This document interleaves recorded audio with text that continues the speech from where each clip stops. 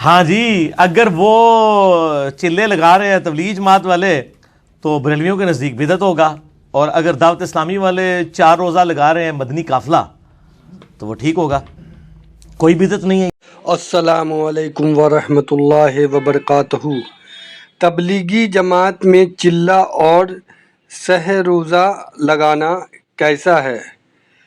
Engineer محمد علی مرزا سے ایک سوال ہوا ہے تبلیغی جماعت کے معاملے میں، تو اس کے بارے میں علی مرزا نے جواب دیا ہے کہ اس میں سب سے زیادہ جو پریشانی کا معاملہ جن کو آتا ہے وہ اہل حدیث ہیں، جو ان کو سب سے زیادہ اس سے پرابلم ہے، تو اس چیز کے بارے میں ہی انہوں نے بتایا ہے تبلیغی جماعت کے بارے میں، اور جانا چاہیے یا نہیں جانا چاہیے، صحیح ہے غلط ہے کیا ہے، یہ سارا جو ہے ڈیفینیشن وہ بتا رہے ہیں۔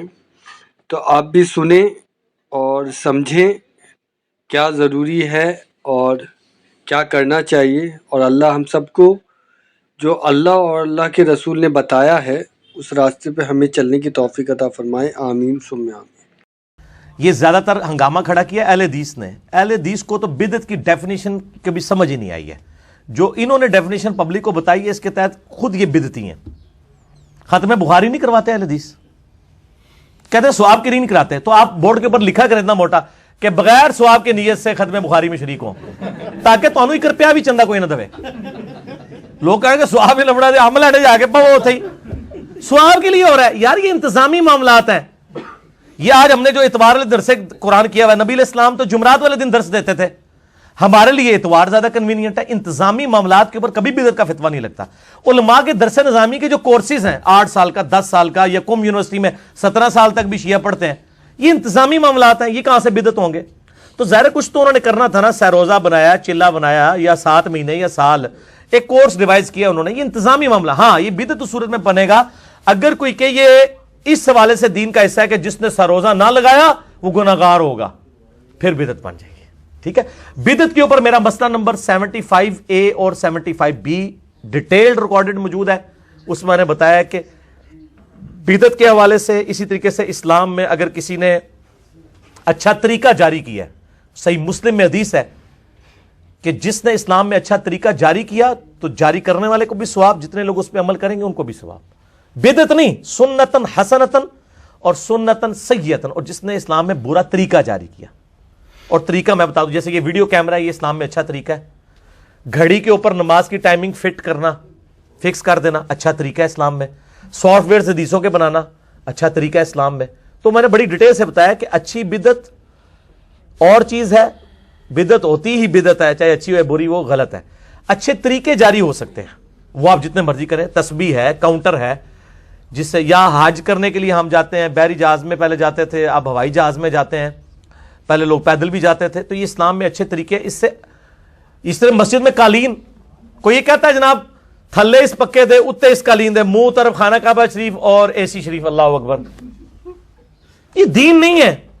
یہ دین کو سپورٹیو چیزیں ہیں، دین کو سپورٹیو چیزیں، لیپ ٹاپ ہو، یہ ساری چیزیں، یہ اچھے طریقے، اور مسلم شریف میں حدیث ہے جس نے یہ جاری کیا اس کو ثواب ملے گا۔ اور میں کہتا ہوں یہ جس نے بھی یہ کام کیے ان کے لیے صدقہ جاریہ۔ البتہ جو تعلیمات ہیں تبلیغی جماعت یا دعوت اسلامی کی، ان سے ہمیں علمی اختلاف ہے، وہ میرا لیکچر پیچھے ریکارڈ ہو چکا ہے۔ دعوت اسلامی اور تبلیغی جماعت والوں کو نصیحت یا اس طرح آپ لکھیں، اور میری مخلصانہ نصیحتیں، ہم ان کی جو ہے نا وہ ان چیزوں سے اختلاف کرتے ہیں، باقی ہمیں طریقے سے نہیں ہے۔ وہ پہلے بریلوی کہا کرتے تھے جناب، آپ کو پتا ہے بڑا مشہور ایک شعر تھا کہ جی آتچ لوٹا گلیچ استرا ستھن چھوٹی گردن موٹی، اے سنو جی، ستھن چھوٹی یعنی شلوار چھوٹی یعنی تہمت چھوٹی، گردن موٹی، گلیچ توا، ٹھیک ہے جی، تے سر تے استرا تے چک بسترا، تے وہ کیا کہتے ہیں کرا ٹینڈ تے چل رائے وینڈ۔ تو یہ اس طرح انہوں نے شعر بنائے ہوئے تھے جب تک وہ خود دعوت اسلامی ہری پگڑی والی جماعت نہیں تھی بریلیوں کی۔ اب وہی لوٹے بھی انہوں نے اٹھائے ہوئے ہیں، بسترے بھی انہوں نے اٹھائے ہوئے ہیں، ٹھیک ہے، اور ماشاءاللہ شلوار بھی ٹخنوں سے اوپر کرتے ہیں۔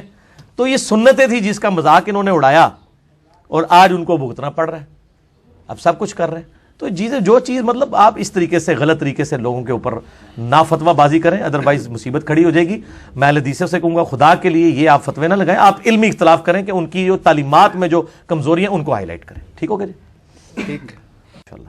اکثر ایسا ہوتا ہے جب ہم لوگوں کو حق بات بتاتے ہیں تو پلٹ کر جواب دیتے ہیں بھائی لکم دینکم ولی دین، اپنے قبر میں جانا میں نے اپنے میں جانا، بحث کی کوئی ضرورت نہیں ہے.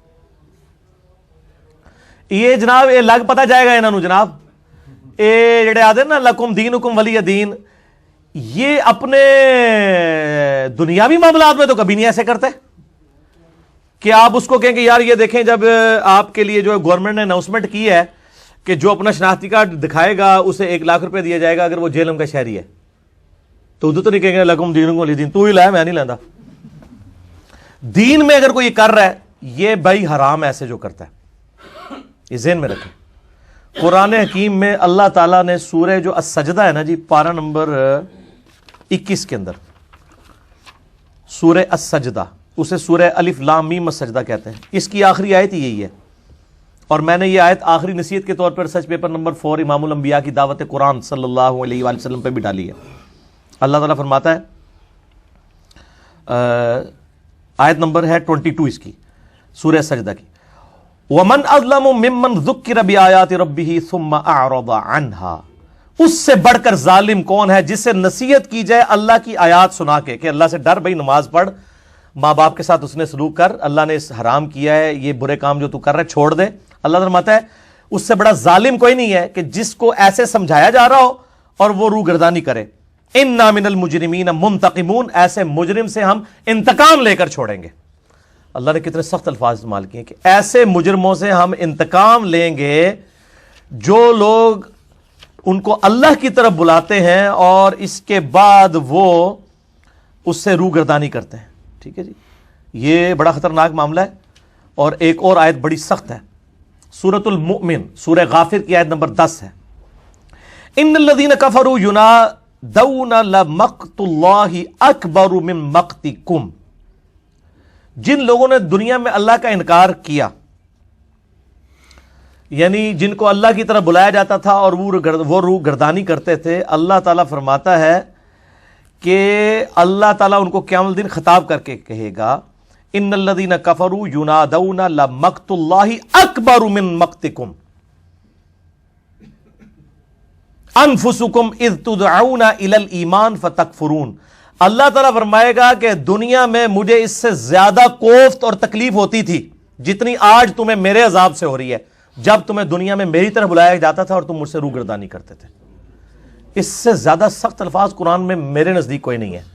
اس سے چھوٹا بچہ انہی بغیر میں ریزیمبلنس کی بات کر رہا ہوں کہ ہن پتہ لگا بچو جی، اللہ تعالیٰ ہمارا ہے ہم ان لوگوں کو قیامت والے دن جن کو دنیا میں اللہ کی طرف بلایا جاتا تھا ان کو اللہ تعالیٰ جب ان کو عذاب دے گا نا تو اللہ تعالیٰ فرمائے گا آج تم اپنی جانوں سے جس طرح بیزار ہو نا اس تکلیف سے، اس سے زیادہ ہمیں تکلیف ہوتی تھی جب تمہیں دنیا میں اللہ کی طرف بلایا جاتا تھا اور تم کہتے تو اپنا کام کر میں اپنا کام کر.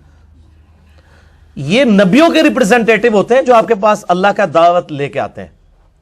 اس کا مطلب ہے کہ وقت کا پیغمبر بھی آپ کے پاس آتا ہے، آپ اس کے ساتھ بھی یہی کچھ کرتے. آج وہ لوگ کہتے ہیں نا وہ تیرے ہوتے جنم لیا ہوتا، میں کہنا ہاں ہو سکتا ہے پھر ابو جہل ہی ہوتا، ضروری نہیں ہے کہ ابو بکر عمر عثمان علی ہوتا. ہو پتہ نہیں کی ہوندا تو ہوں نہیں تینوں سمجھ پہ آندی 1400 سال بعد، تو اس ٹائم پتہ نہیں تو کی ہوندا. ٹھیک ہے، تیرے ہوتے جنم لیا ہوتا. تو یہ اس طرح نہیں میرے بھائیوں، نبی علیہ السلام کا وہ نمائندہ ہے جو آپ کے پاس کتاب و سنت کی دعوت لے کے آئے. مت ڈانٹیں اسے، حق بات قبول کرنی ہے کریں، نہیں کرنی نہ کریں، لیکن ڈانٹیں نہیں. ٹھیک ہے جی، مجرم ایسے لوگ جو یہ کر رہے ہیں. میں تو یار یعنی میں اب وہ اپنی کو تعریف نہیں کرتا، میرا علمی سٹیٹس پوری دنیا کے سامنے ہے. تبلیغی جماعت کے بوڑھے بوڑھے لوگ جو بےچارے صحیح طریقے سے بات بھی نہیں کر سکتے، مجھے کئی بار بٹھا لیتے ہیں مسجد میں بیٹھ کے سنتا رہتا ہوں ان کی بات، حالانکہ مجھے پتا ہے قرآن کی ایک آیت کا وہ ترجمہ نہیں کر سکتے، لیکن بےچارے اخلاص کے ساتھ نکلے ہوئے ہیں، اللہ کے لیے آئے ہیں. جو بات کر رہے ہیں آپ بات ان کی سنیں. کیوں لڑائی جھگڑا کرتے ہیں؟ کیوں ان کے بسترے اٹھا کے باہر پھینکتے ہیں؟ اللہ کے لیے نکلیں یار، آپ سے کچھ مانگ نہیں رہے ہیں، اپنی جیب سے خرچ کے آئے ہیں. ٹھیک ہے نا، کسی بھی جماعت کے لوگ ہیں تو ان کا ریگارڈ کریں.